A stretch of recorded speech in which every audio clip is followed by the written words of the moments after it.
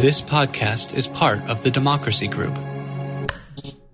And so that's where we have to be careful, even when we see songs like this get super popular and we want to project on them, oh, the reason everybody likes the Aldine song is because they're racist. The reason everybody likes Richmond North of Richmond is because they're blue collar, working class, disenfranchised. I'm like, I like banjo music. That man, he sounded like, that sounded soulful.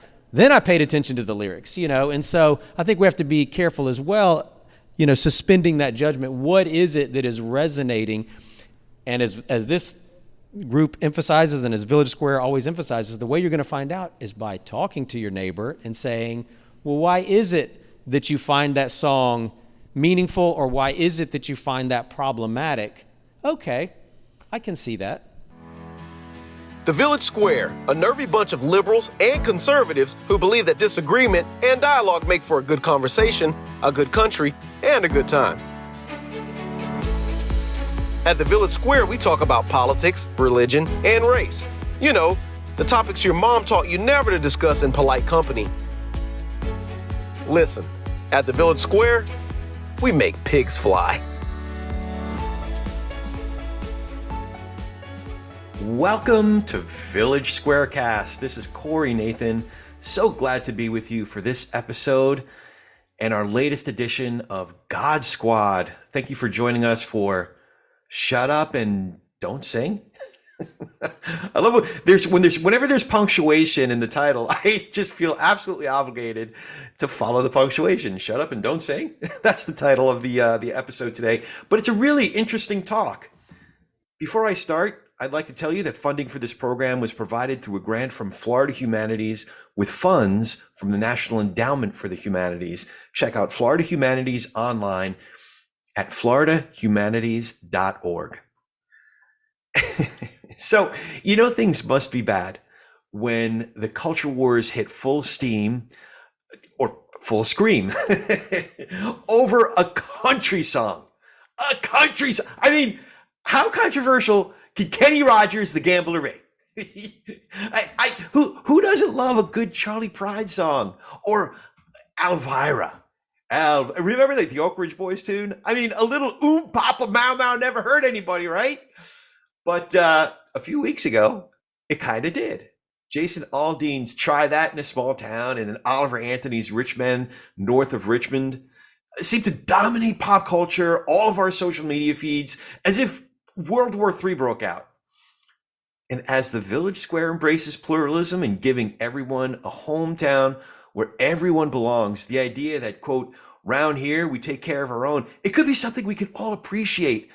But then the guns get involved and things go aflame. It goes crazy. So at this gathering, we bring the God Squad to the rescue, and they help bring a little perspective.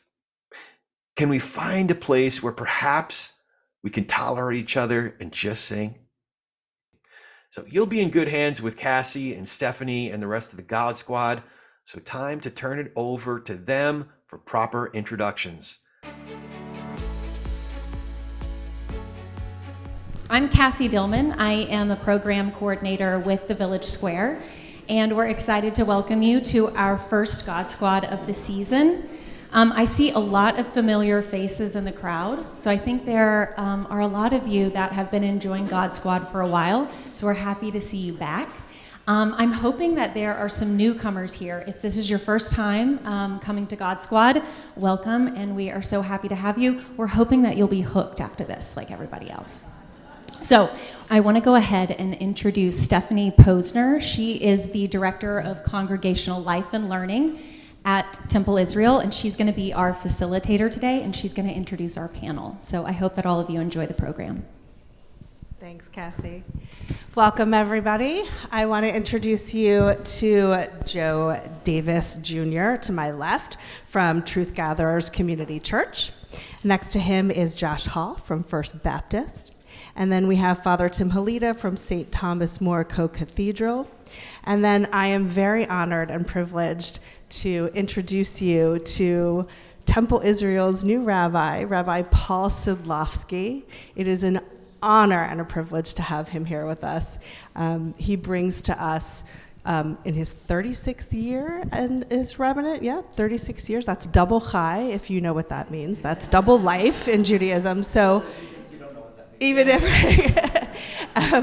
so welcome, and I'd like to invite Rabbi to share a prayer for what's going on in Israel and Gaza right now. Thank you, Stefanie, and thank you all for coming today and looking forward to discussing with colleagues important topics today. This is a prayer I was asked to give today because of the situation in Israel and in Gaza. I know our hearts are with all those who are suffering there. Golda Meir, former Prime Minister of Israel, is said to have stated, "We can forgive the Arabs for killing our children, but we can never forgive them for forcing us to kill their children." We, as a people, our children, our friends, have been called to the unthinkable. In the name of freedom and security, for the sake of the undying dream of peace, with hearts on the edge of breaking, our people have been called to kill and be killed. Through the gruesome harshness of battle, despite the soul-crushing savagery of war, in the face of barbarism of almost unimaginable proportion, help us, Spirit of holiness, to soften our hearts, to safeguard our souls, to hold tight to our humanity and compassion. Just as you reminded us when we crossed the sea toward freedom that our enemies remain your children, remind us today and every day that death and devastation must never feed our souls, must always pain us to our very core. May we remember to cry for all victims of terror and hate in our land of Israel, in Gaza, and wherever they suffer and fall. May we remember that we do not seek vengeance and we do not revel in killing, but rather we grieve that we are called to destroy in order to create.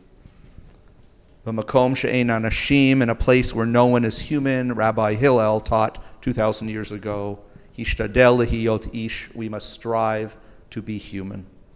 As we fulfill this terrible and holy mission, as we witness inhumanity and devastation, help us to be human, to feel the pain of all who hurt, and still to fight, even with our lives, for a better day. Amen. Amen. Thank you, Rabbi.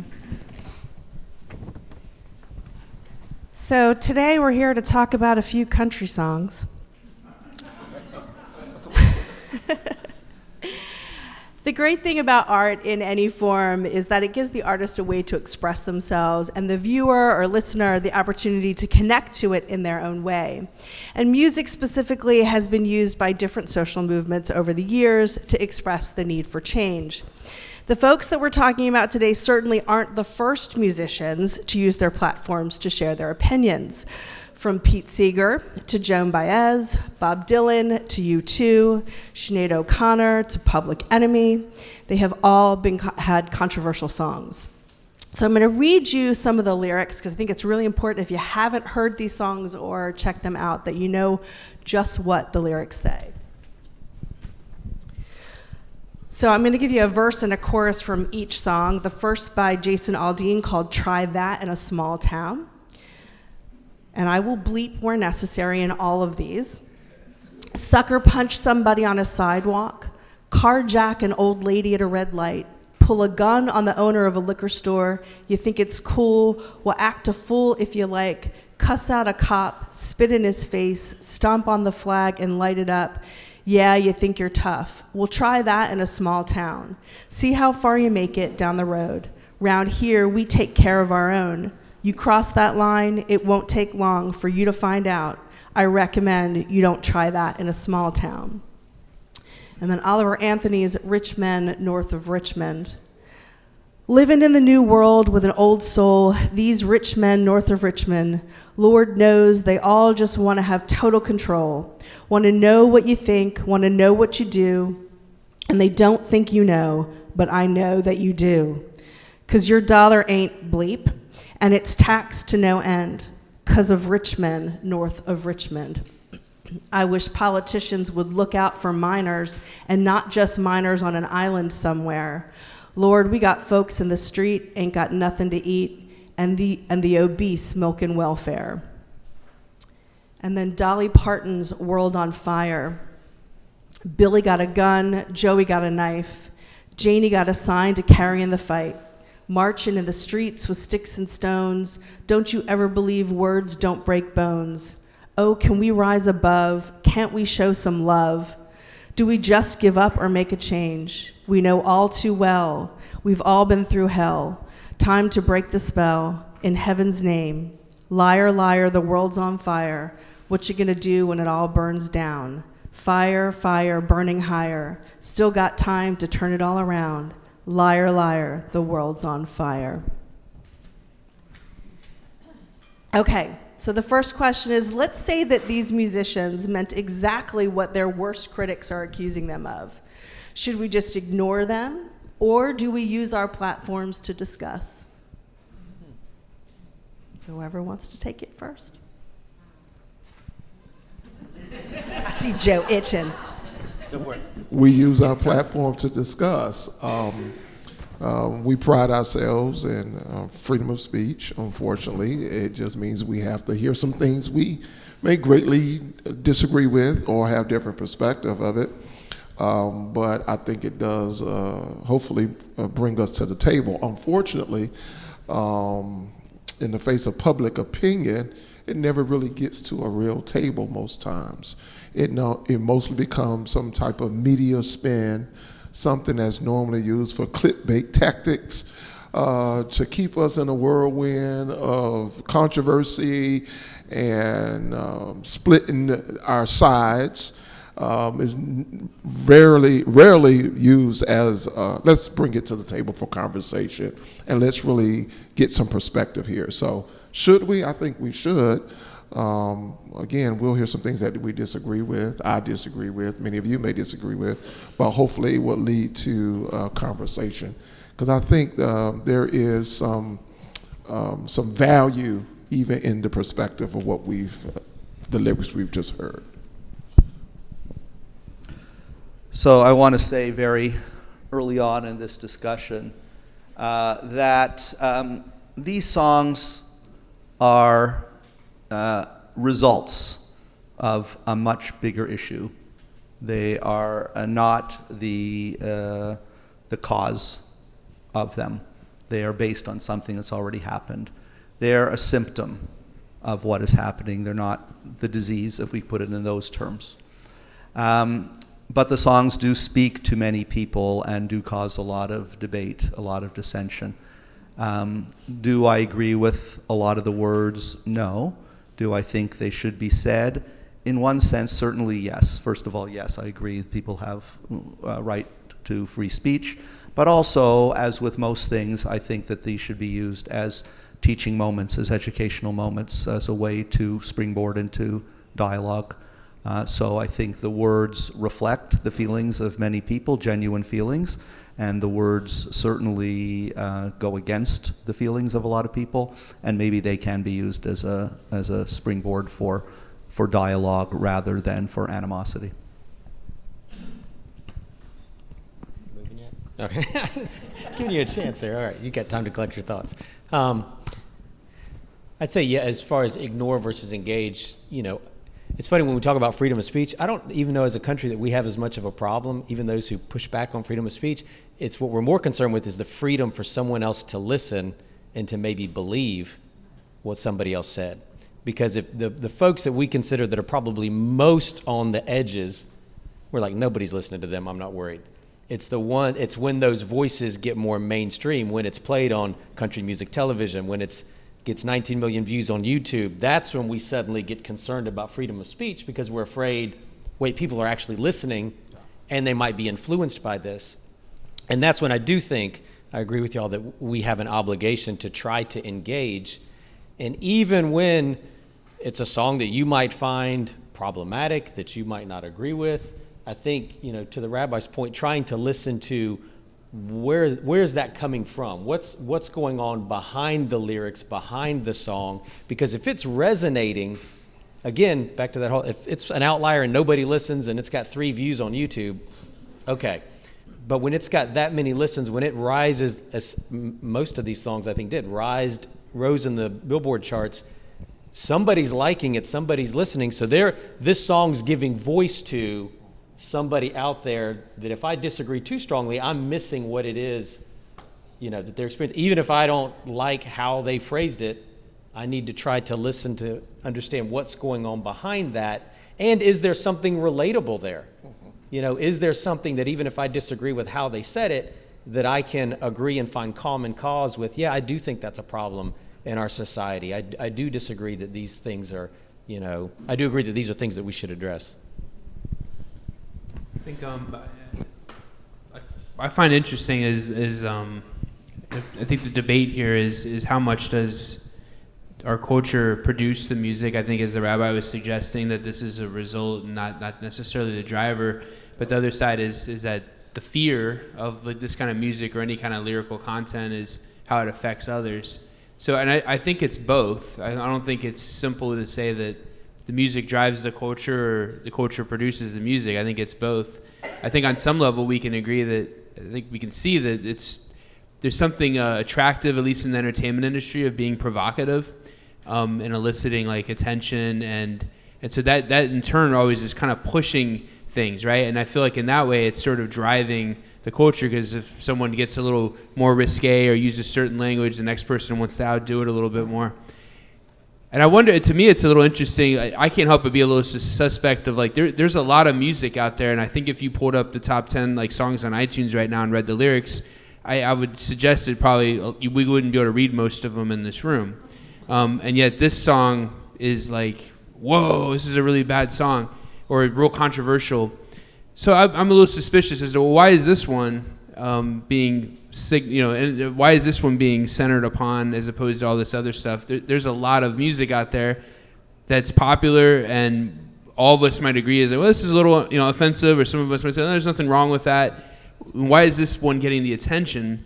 And I just get a little uneasy whenever the media tries to get me to pay attention to something that I wasn't interested in before. Like, what's the agenda behind this, right? Exactly. Okay, so some might say that in Tallahassee we are kind of a small town. How does that shape the lens through which you viewed the lyrics to all three songs? And Joe, I have an extra question for you. I'll just comment on the Dean song, because I do sometimes listen to, I have Sirius XM, It's not bad. So sometimes I listen to the Catholic channel. Sometimes I listen to classical or jazz, hits from every decade, and then country. So I kind of just go through. And so I heard this song, I believe it was over the summer. They were playing it a lot because it was new. And I was like, we got this new song from... So I listened to the lyrics, and to me, I was just like, all right, whatever. To me, it was a typical country song. Like, it's just the same old tropes, themes that you hear in country, like small town justice and blah, blah, blah. Like old time values or whatever, whatever that means, pickup trucks and all that stuff. And I drive a truck and I like to fish, so some of it I like. I'm like, okay, cool. Even though it's like not a real life. Like, I've never been at a bonfire in the woods. I've never gone mudding. But there's something about it that's like this idyllic, like fantasy. Oh, that sounds like a nice life or something. I don't know. I think that's attractive to some people, maybe. I don't know. Maybe not to y'all. But I just didn't take it very seriously. And it wasn't until I saw it in the media, it was like this controversy. And I was like, what is the controversy? And it was the music video, actually, that raised all these issues. So, all of a sudden, it was this digging into like where was it shot, some of the images that they chose, kind of gave it a different context, I think, for people. So just listening to it on the radio, I didn't think anything of it. It was just another silly country song.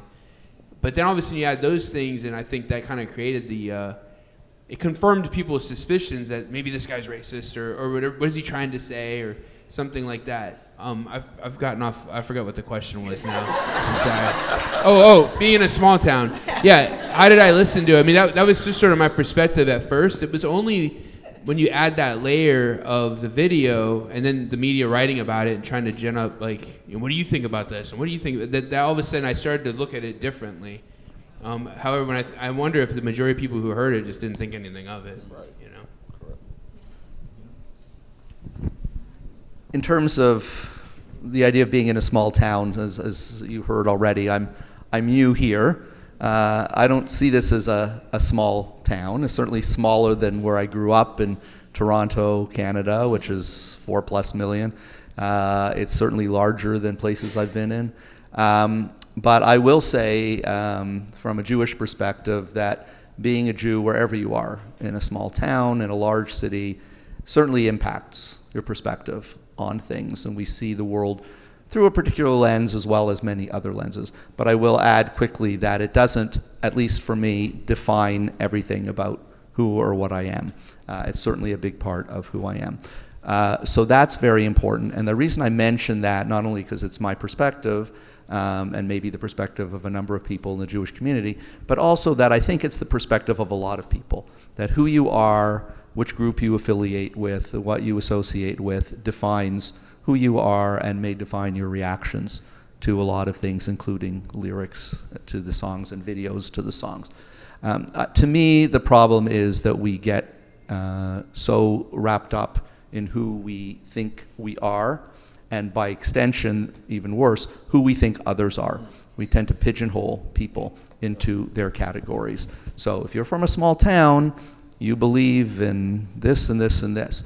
I'm not from a small town. I'm not, one of the people I think he's discussing in this song.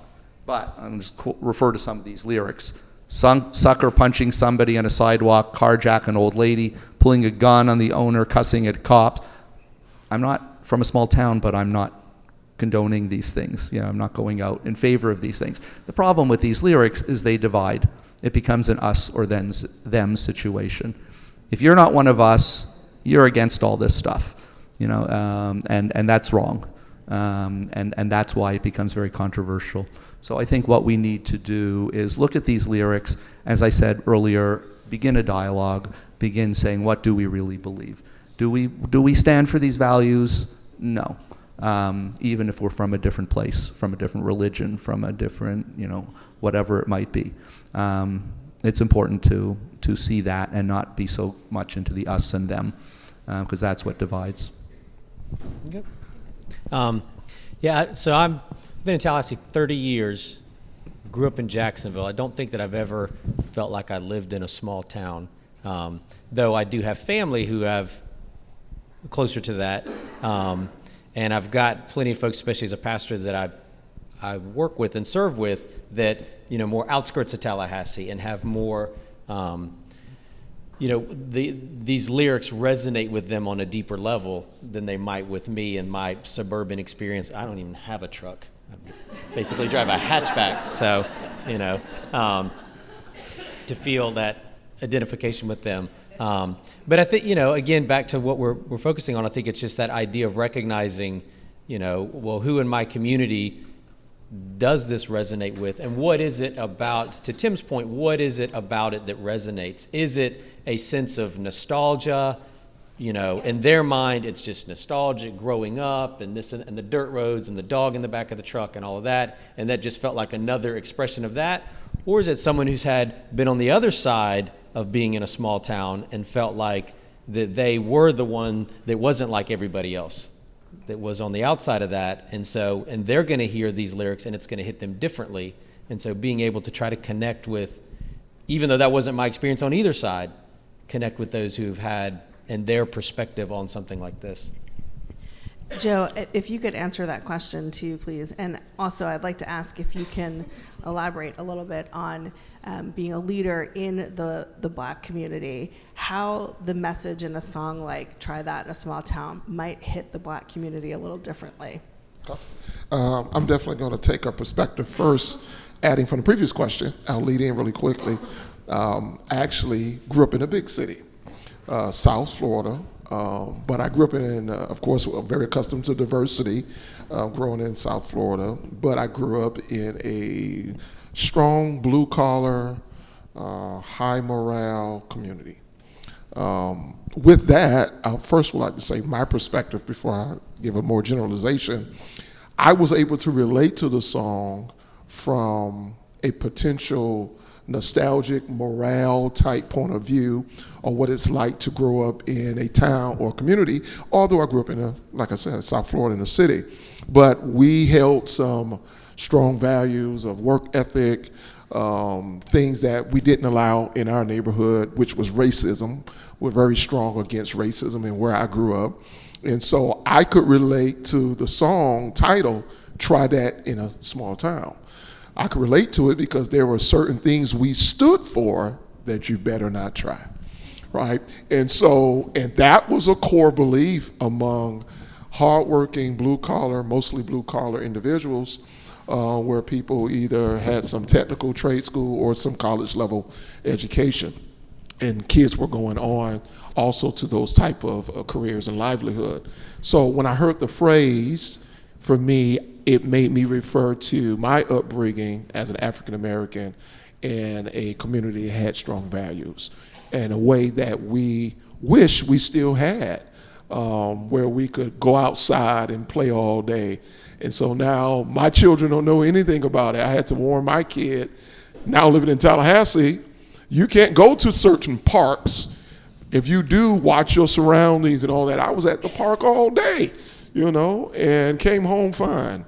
But now in Tallahassee versus Miami, to tell you perspective, I'm telling him, be careful. And then I'm showing him a news article of something that happened in our town, to saying that's why I didn't want you to go. All right, so for me, I could first relate from my experiences as an African American growing up in Miami and then coming to Tallahassee. That's perspective.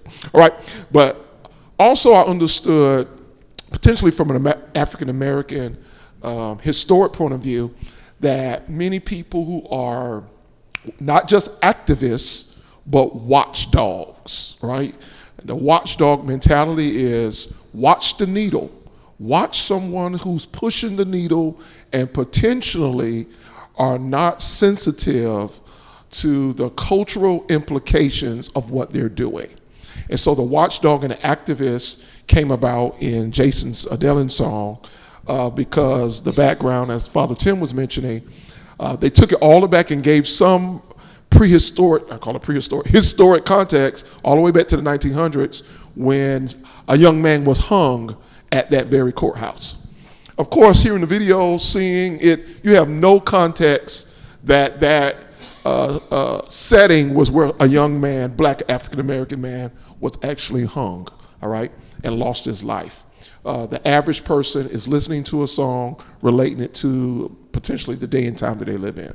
So I think with that, there are some false alarms, so to speak, that people still raise. And in the African American community, we are taught to pay attention to certain things because this is a problem. So let's say we're asleep on a matter, or we just don't value it as something that's problematic. The watchdogs and the activists in the African American community raise it to our attention to say, no, this is a problem. Don't let this slide. Don't let the needle move here, because it will continue to slide, and sooner or later we'll go to sleep. We'll be back to where we was years ago. We can't afford to go to sleep. So those are the messages that many times come to the African American community, that don't sleep on this message. It is problematic, even though it may appear subtle. And so I think that's a fair approach to how many times it may come across in the African American community. But I cannot speak and say that most African Americans saw it as a problematic song, because I did. So the Dolly Parton song that we're talking about, actually, if you read the whole song, has just as much profanity in it, as well as accusations. But maybe since it's Dolly Parton, who has a long history of just loving everybody because of her faith tradition and personal belief system, it might feel a little bit different from these other two songs. So I'm curious, are we making assumptions about the belief systems of these other two artists? I would suggest, that's what I'm saying, I'm a little suspicious about these things. Why? Like, one of the things I read was, this is instigating violence. There's a lot of music out there. I mean, you know what I mean? Is that really the concern here? You know what I mean? I just find it hard to believe that, oh my gosh, there's a mention of someone getting hurt in a song. Again, I guess to bring up the top 10, 20 songs right now on iTunes and start looking through the lyrics. It doesn't seem like anyone. I just don't trust that that's the real concern. I think what it is a little confirmation bias, and I feel that there's a sort of suspicion, and I think we can understand why there would be. I mean, obviously, we know the history of the South, from slavery to Jim Crow to even today, right? I mean, we know like even Taylor County, not too long ago, at least when I was in college, there were incidents there. There's still, if you drive down in Taylor County, sometimes you'll see, Confederate flags and so on. So there's a sort of sense there, a sort of suspicion that small town also equals racism, and that the country singers and country people who like country music, they're Trump, MAGA, truck driving, tobacco spitting, redneck, whatever, you know what I mean? Like there's this sort of idea we have, and so when we see something like that, it's like, see, I knew it. I knew they were racist all along. It just confirms and allows me to remain on my silo. I think like what the rabbi was saying, like that, these are the bad people, these are the urban people that do bad things, and we're the country people. It's just, we remain in our little groups. I think it's suspect. There was an incident that happened several years ago at the March for Life. Some of you, I'm sure you remember. It was a young man from Kentucky. He was wearing a MAGA hat. And it doesn't matter what you think about, Trump or whatever, but he's standing there. And, of course, the image that we all saw was this Native American gentleman in front of him in his face and this kid smirking. And everyone reacted. And then the whole truth came out. And, of course, this kid didn't know how to react. He's a minor. And this grown man is in his face and banging on a drum and yelling at him. And this kid is just on a trip, March for Life. These kids didn't do anything wrong. When all that came out, but why didn't everybody wait? It's because they already believed he's a racist. He's got a Trump hat on. He's a racist. There's definitely racists that are Trump supporters. There's also racists who are Democrats and everything else. And I think we have to be careful, and like how we approach these things. Are we really, really striving to seek the best and think the best charitably about others, or do we have our sort of prejudices that we already are approaching all of this with? I just give one quick example. I remember at one point Trump, when he was president, I think he made a comment about Baltimore, and he said that it was a rat-infested city. He sure did, and I was upset about it. Right, so you were upset about that. Because I'm from Baltimore. Okay. Now, I'm just speaking from my experience. When I heard that, I heard everyone was really upset, and they said it was racist. And I didn't understand that, because when I first heard that, I just thought he was talking about rats, like the animal. I didn't think that he was talking about black people, because I don't think black people are rats. Does that make sense?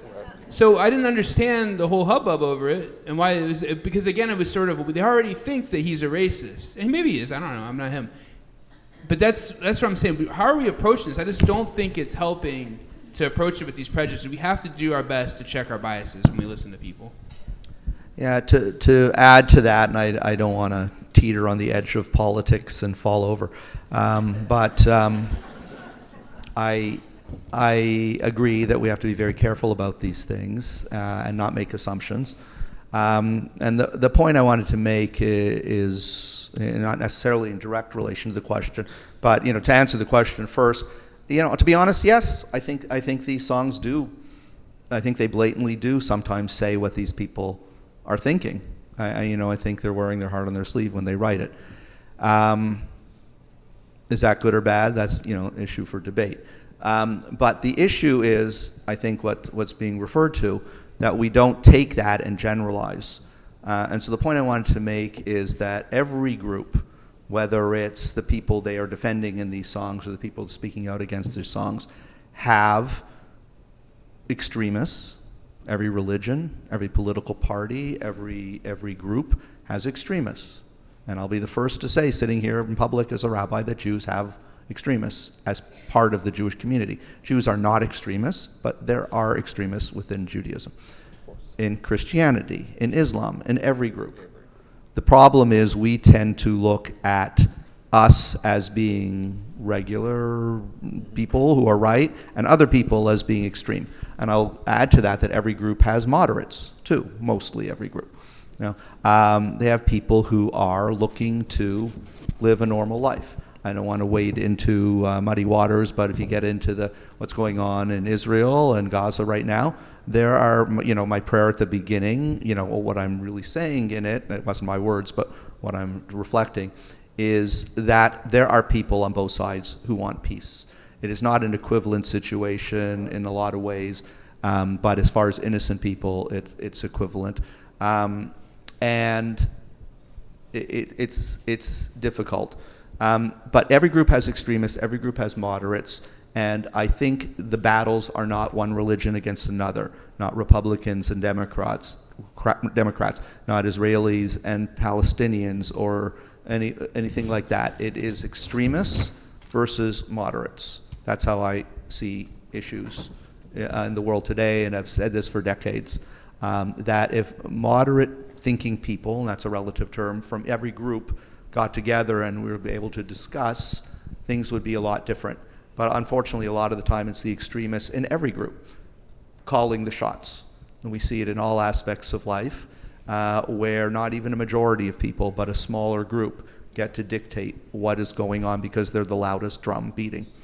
And what we have to do is not let these things be, not these songs or anything else that they stand for, get in the way of rational, moderate dialogue among people.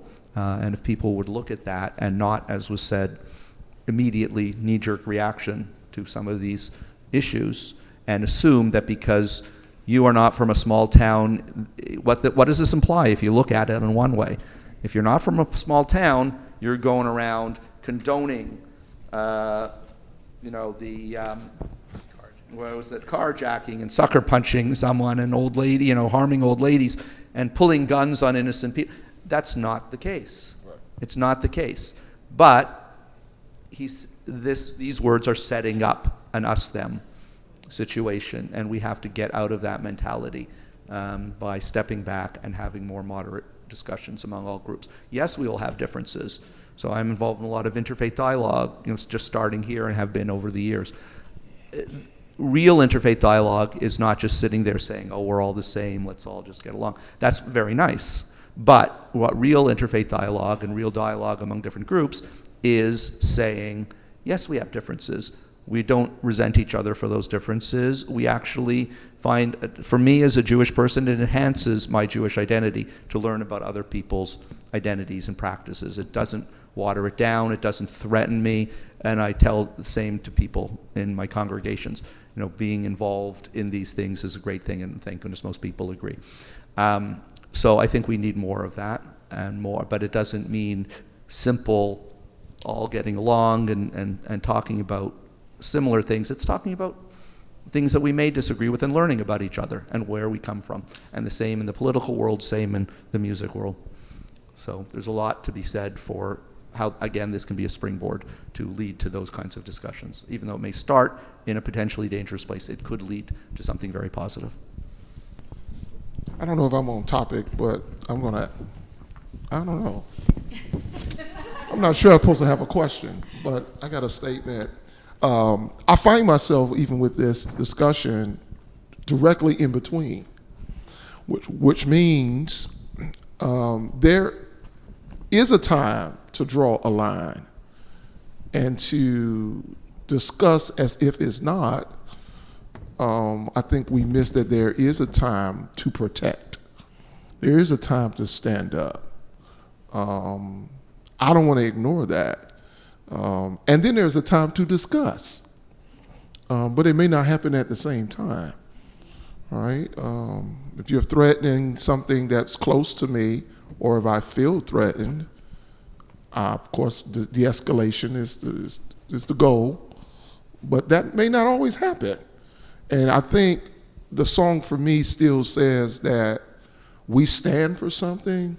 I know there's some context and some historical things that could be brought out on what we think small town represents. That mean everybody had to be taking advantage of somebody, or there were Jim Crow behaviors and things of that nature. But I think it stands for a line that is drawn. And so I find myself somewhere in the middle of that. And so I don't want to hide that fact in the midst of everybody's talking nice.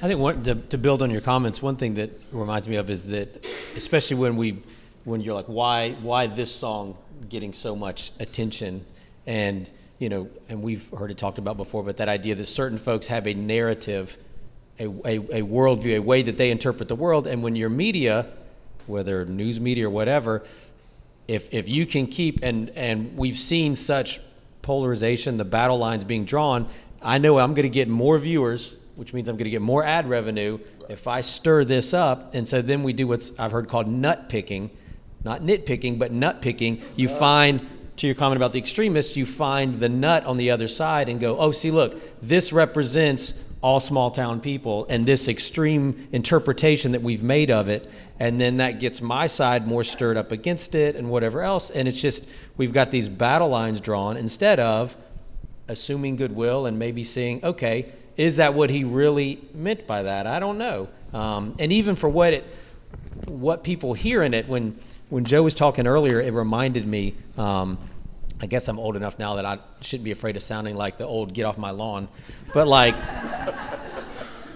it's funny with our kids, listening to the songs that I grew up on, so like your variety channel on Sirius, listening to the songs I grew up on and going like, yeah, they were talking about sex. That song's about drugs. That, you know what I mean? But like when I listened to it in the 80s, I just thought it was a fun pop song, and so if I told somebody I like that song, someone could hear it and go, oh, he likes the music. Someone else could hear it like, oh, he supports drug culture, and I'm like, that's not why I like that song. And so that's where we have to be careful, even when we see songs like this get super popular and we want to project on them, oh, the reason everybody likes the Aldean song is because they're racist. The reason everybody likes Richmond North of Richmond is because they're blue collar, working class, disenfranchised. I'm like, I like banjo music. That man, he sounded like, that sounded soulful. Then I paid attention to the lyrics, and so I think we have to be careful as well, suspending that judgment. What is it that is resonating? And as this group emphasizes and as Village Square always emphasizes, the way you're going to find out is by talking to your neighbor and saying, well, why is it that you find that song meaningful, or why is it that you find that problematic? Okay, I can see that. Yeah, I definitely agree with that, and it just made me think when you're talking about that, this is of course nothing new. The idea of music kind of setting off these kinds of discussions. I remember back in high school, which was not yesterday, that we had a whole discussion. It wasn't a Jewish school, but it was a lot of Jewish students at the school in Toronto. And the discussion was about Wagner and Wagner's music. And for those who may not be aware, Wagner was very anti-Semitic, but also, considered, a very brilliant musician. And the question was, should we be listening to Wagner's music or not? And there was a whole debate about it, and a lot of people said, yes, if we like the music, should listen to music. A couple of people got up and said, absolutely no way, I'm never listening to Wagner. I don't care how good a musician he was.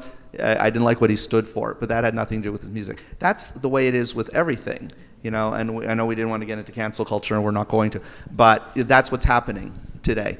Everyone's saying, I don't like this, therefore I'm not listening to it. Maybe I liked a song by Kid Rock, and now that I heard he was a huge Trump supporter, I'm not going to listen to his songs anymore, or whatever it might be that was popular, or I might start listening to it. And it's the same with restaurant chains, and the same with brands. Everything, people boycott them, people support them, all because of what they say they stand for. But it has nothing to do specifically with their product necessarily, unless they're directly tying it in together. People have the right to have their own beliefs. We wouldn't want to be boycotted because someone disagrees with something we say, I don't think. So we have to be very careful about that. And yes, as far as, to go back to what Joe said a few minutes ago, I really liked the statement, I can't remember the exact words, but about just because people are being nice about, this is the flip side of it, just because people are being nice about what they're saying doesn't mean I can't stand up and put my foot down and say, no, I don't agree. And certainly I relate to that, and I think many of us do. But then it goes back to the other comment that we have to stop and not build, raise the heat, but stop and say, as was said, what is it? Don't just react and say, well, I'm taking my ball and going home. I don't want to play with you anymore because you upset me. To say, okay, like you said, what? That upset you. Why? And maybe it won't be why you thought. Maybe it'll be for another reason. Maybe that you can find common ground. If not, okay, there's further discussion to be had. But any reasonable people can sit and disagree without being disagreeable. And it's not a naive, pie in the sky statement. It's a way to say we do have differences. We will have differences. I can say, Jewish tradition is based on that. The word Yisrael, Israel, comes from the word to struggle with God. Jews are believers by and large, but the idea is not disbelief, but struggling and questioning and everything. And the whole rabbinic tradition in Judaism is based on debate and dialogue and discussion. Even the view that didn't win was placed in major Jewish source material because it was a valid point and it had to be mentioned so that we have something to think about. So that's how I think things should be. They're arguments that can be, as Jewish tradition says, for the sake of heaven, as opposed to those that aren't for the sake of heaven. That are valid, legitimate, and it's good to hear both sides, because maybe you'll grow a little bit and change. If we didn't disagree, we would never grow. We would just continue to have the same views all throughout our life. Some people live that way. I don't think it's healthy, but that's, I think that's why we're here, to have that kind of discussion. Thank you all so much. And for those of you who know me, I advocate that everybody just listen to Taylor Swift and we won't have these problems. On that note, Cassie, would you like to have folks to ask questions? Okay. Hi, I'm Judith Lyons. I'm a member here at Temple Israel. I listened to 2 of the songs. Cassie's email had the links. I didn't hear the Dolly Parton song. And what struck me was how different my life is compared to these 2 other people's lives that they described through their song and music. And I know I'm a white Jewish woman. I've got a lot of privilege going for me. And it's just really, really hard to relate to people. I mean, we lived hand to mouth for 25 years raising 2 children in the country. But we didn't come out of it with anger and bitterness. There's probably other reasons why that's the case. Again, part of the privilege I have had. But it's just like, what do I do with this? What do I do with such strong feelings that are just so, from my perspective, negative, running people's lives because of their life experience, and it's not been mine.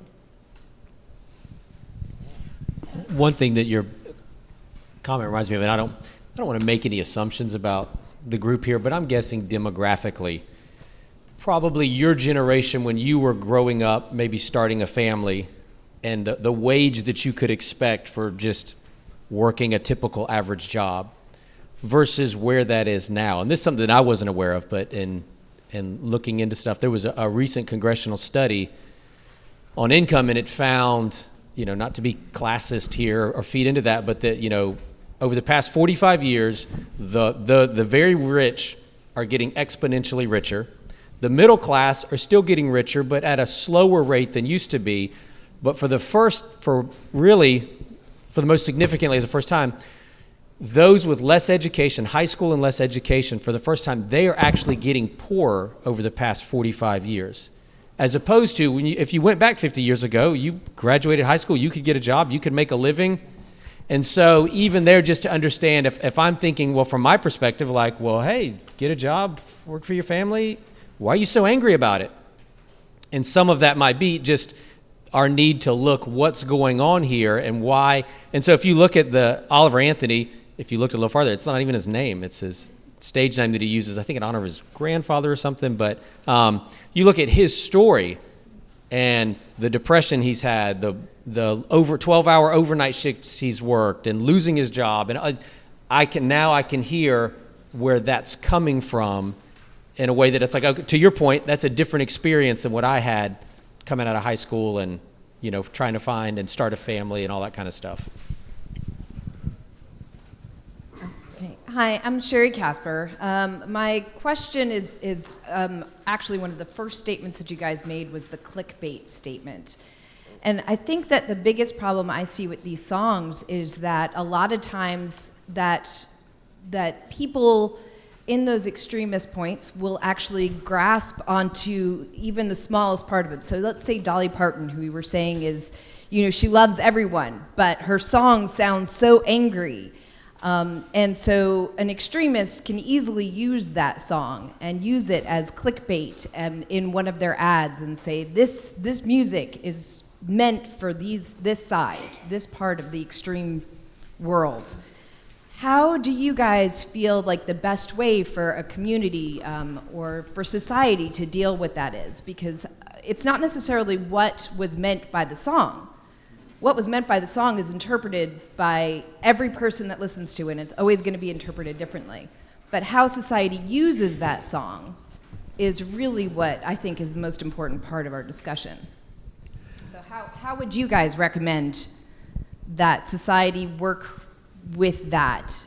Because this music is so incredibly emotional and powerful that it can drive those extremist points much further than their points could by themselves.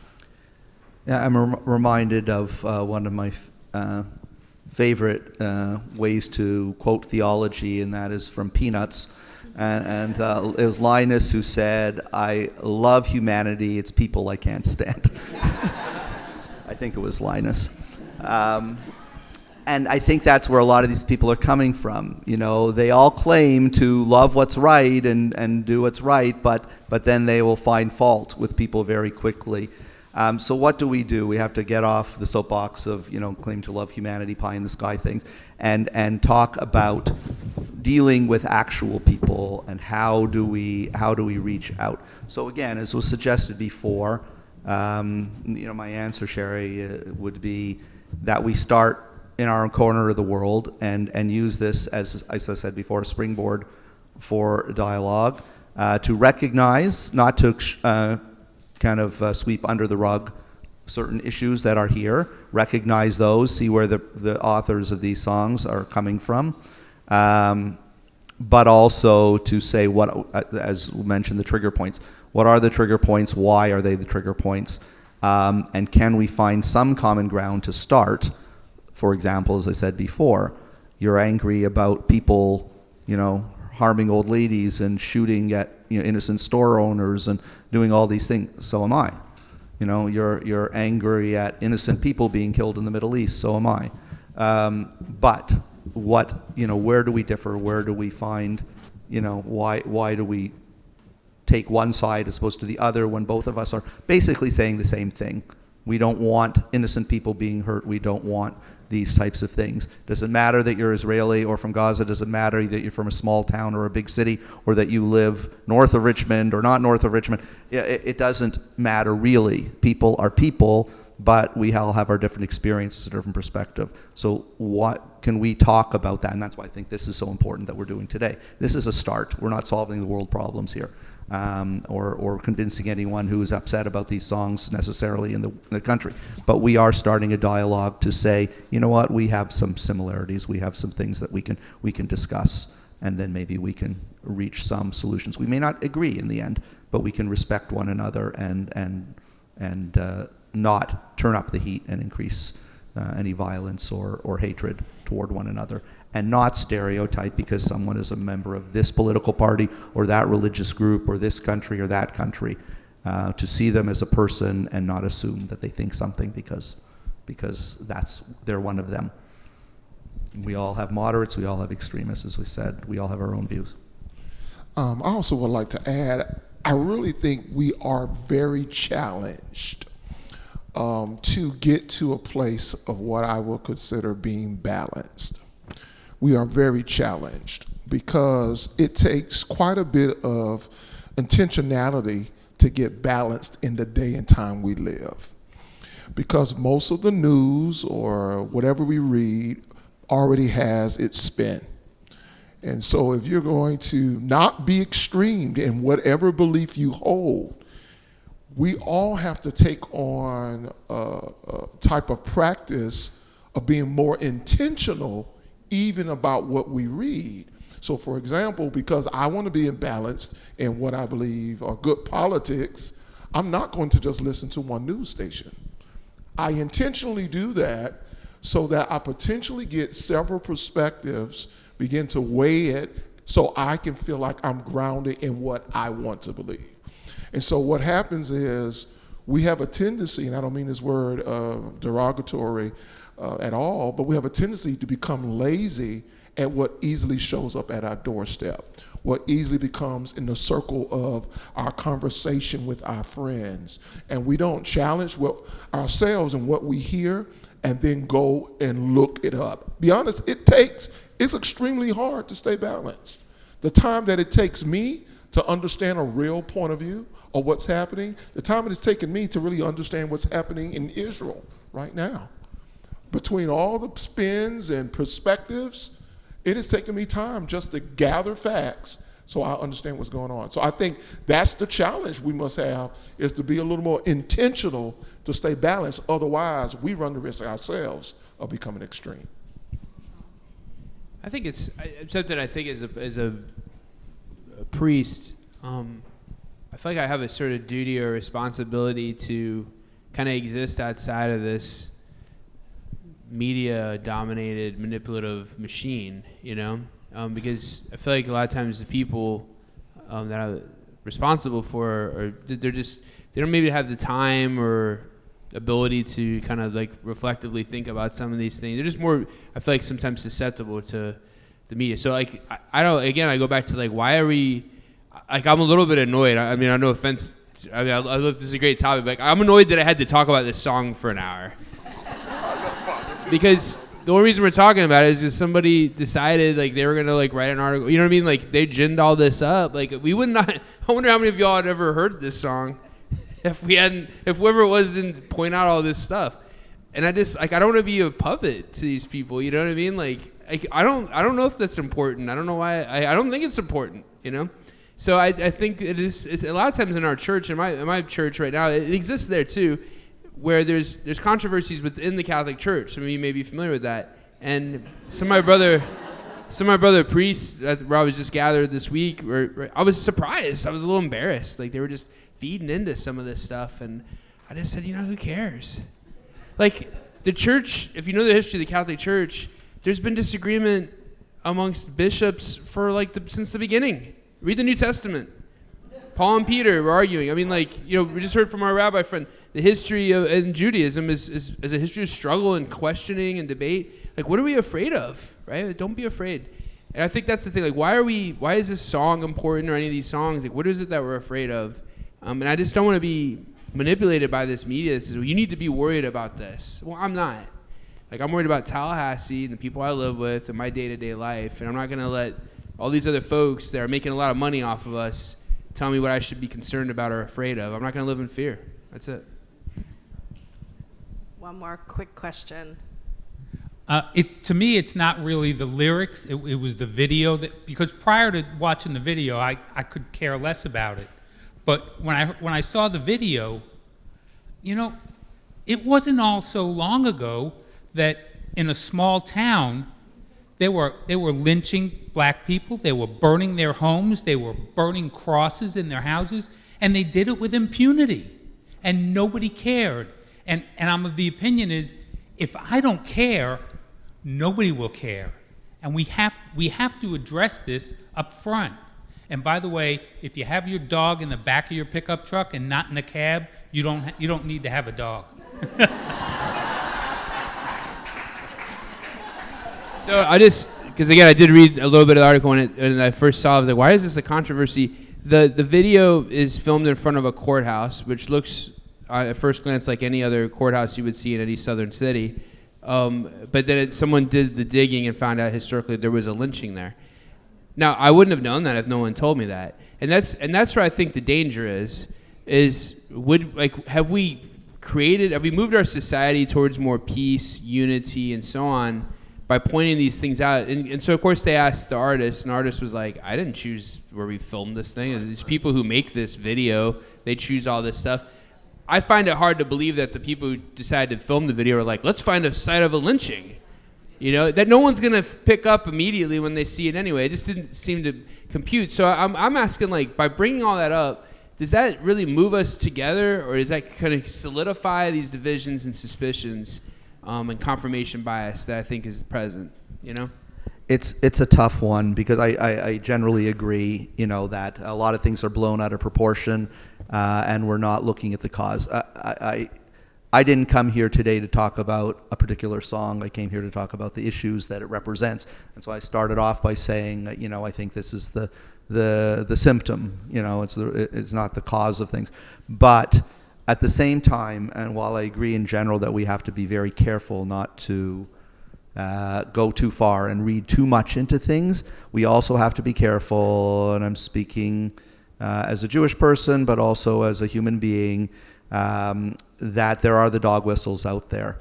And we have to be very, very careful about those. We can't say, oh, no one meant any harm by that. I think a lot of people know what they're doing when they come out and say these things, and they make it themselves not accountable for it because they didn't actually say it. But those who know what they are saying. And so it's a balance, as in most things in life. I totally agree that we can't overreact. And I just finished saying a few minutes ago that we have to, find, ways to find common ground.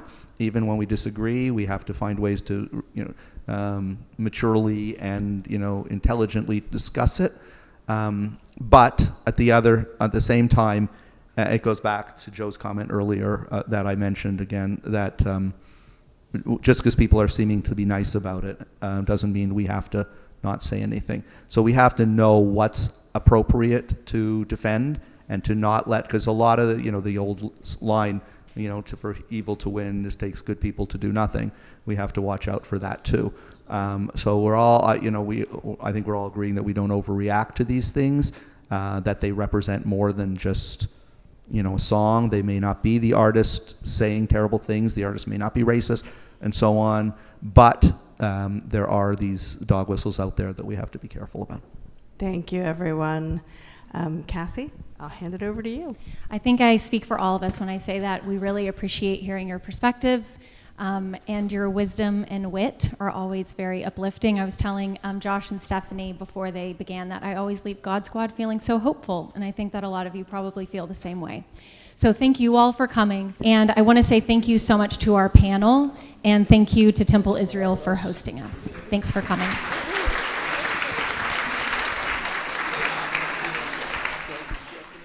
Welcome back. Thanks for listening to this episode. What an event. So much to consider with this talk. I love how Pastor Joe Davis helped to wrap things up, that we all need to be intentional, is the word he used, intentional, not to fall prey to extremism or one-dimensional adversarial posturing over everything under the sun. I mean, seriously, we got to take a stand on music on a song? I'm supposed to get angry at my neighbor or my old high school buddy or my Aunt Tilly if they're on the supposed wrong side of the big country song debate of 2023? We could all do better than this. I often think of what Moni Guzman was talking about. She shared it here last year. And leaning into radical curiosity. You're really passionate about that song. Is this something you can share? Instead of getting caught up in the fight, you respond with curiosity. Oh, wow. You're really passionate about that song. Why is that? Oh, that's interesting. Tell me more. Tell me more. Maybe that's a good start. So with that, it's time to close out today. Please consider joining our members in supporting this programming. You can become a member for just $7 a month or $76 a year. And your business can join for $250. Go to villagesquare.us/donate to join today. That's villagesquare.us/donate. While you're there, sign up for Village Square's newsletter to stay up to date with everything happening at the Village Square. As you can see by today's program and what you've been hearing over the last several weeks, there's so much going on at the Village Square. So go to villagesquare.us, scroll to the bottom for the sign up box. Funding for this podcast was provided through a grant from Florida Humanities with funds from the National Endowment for the Humanities. Any views, findings, conclusions, or recommendations expressed in this program, or by me, I would imagine too, do not necessarily represent those of Florida Humanities or the National Endowment for the Humanities. We appreciate you listening to Shut Up and Don't Sing with Village Square's God Squad. Until next time, we challenge you to reach out with an open heart and mind to someone who doesn't look or think like you. It changes everything. We'll talk to you soon, and thanks so much for listening to Village SquareCast.